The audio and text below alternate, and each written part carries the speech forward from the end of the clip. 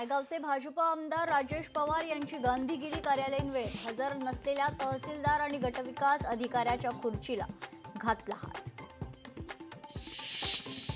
पिंपरीतल्या इंद्रायणी नदीच्या सुशोभीकरणाला मान्यता। नदीच्या पुनरुज्जीवनासाठी शासनाकडून 525 कोटींची मंजुरी। नंदुरबारमध्ये विजयकुमार गवितांच्या हस्ते इलेक्ट्रिक बसचं उद्घाटन। आगारात सद्यस्थितीत 10 इलेक्ट्रिक बस, एकूण 42 इलेक्ट्रिक बसची मागणी। राज्यातील 85,000 कृषी केंद्र चालकांनी पुकारला बंद। बियाणे आणि खते विक्रेत्यांसाठी लागू करण्यात येणाऱ्या साथी पोर्टलच्या निषेधार्थ बंद। पावसामुळे कोकणातील शेतकऱ्यांचं मोठं नुकसान। सरसकट पंचनामे करून भरपाई द्या, शेकापच्या जयंत पाटील यांची मागणी।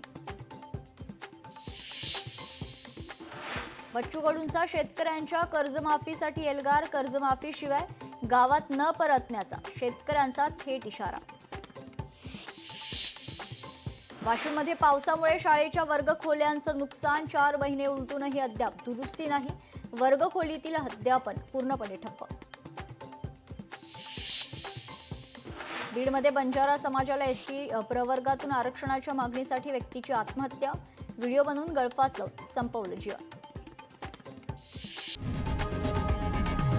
लोकशाही मराठी ऐका, पहा, जागरूक रहा।